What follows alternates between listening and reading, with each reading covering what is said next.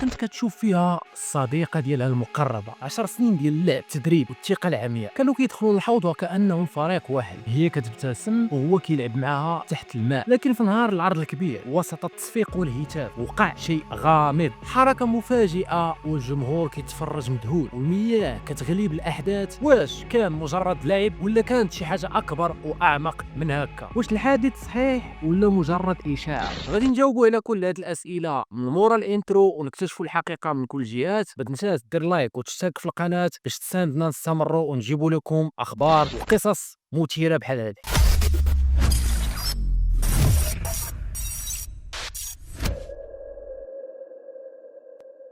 القصة انتشرت بسرعة النار في الهشيم، الفيديوهات قصيرة على التيك توك، المقالات طويلة في الصحف العالمية. الكل كيهضر على جيسيكا، المدربة المبتسمة اللي لقات نفسها وسط لحظة غامضة قلبت حياتها رأسا على عقب. صور قبل الحادث بدقائق، مقاطع كتوثق كل ثانية، وشهود عيان كيوصفوا مشهد ما يتنساش. لكن وسط هاد الزخم الروايات كتختلف. كان اللي كيشوف ان الحوت كان كيلعب، وكاين اللي كيشوف ان المسألة ما كانتش بريئة نهائيا. لكن وسط هاد الفوضى ديال الاخبار وقع شيء غريب. ما كانش اي تصريحات رسميه من اداره الحديقه البحريه ولا من الجهات المختصه، رغم ان الحادث كان قدام مئات الناس وكاميرات لا تحصى. الصحافه الكبيره اللي عاده كتجري على مثل هاد الاخبار بقات صامته وكأن الموضوع محجوب عنهم. وصور جيسيكا اللي كتدور، بعض الصور بين انها مولده بالذكاء الاصطناعي، تفاصيلها غير طبيعيه ووجوه مشوشه بشكل مريب. الفيديوهات اغلبهم مقتطفات قصيره ومكرره، ما كايناش مشاهد واضحه او طويله تعطينا الصوره كامله. وبزاف ديال الناس بدات كتشكك واش فعلا وقع الحادث كما كيقولوا، ولا هادشي مجرد حكايه منتشره باش تجلب الانتباه وتثير الجدل. وحتى التعليقات في الانترنت مختلفه بين مصدقين ومشككين، وكل واحد عنده راي مختلف. وفي الحقيقه ان جيسيكا ما كايناش اصلا.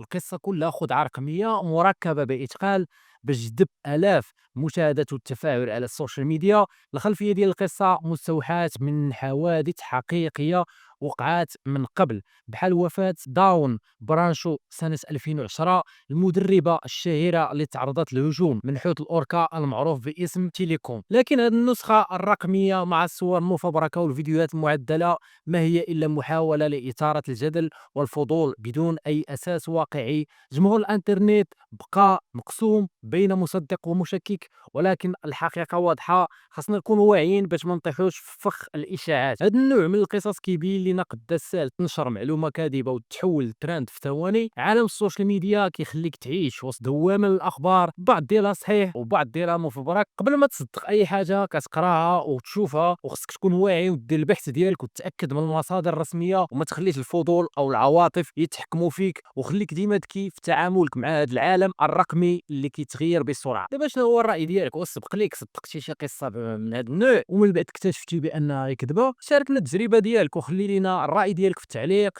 بغيت نسمع الاراء ديالكم.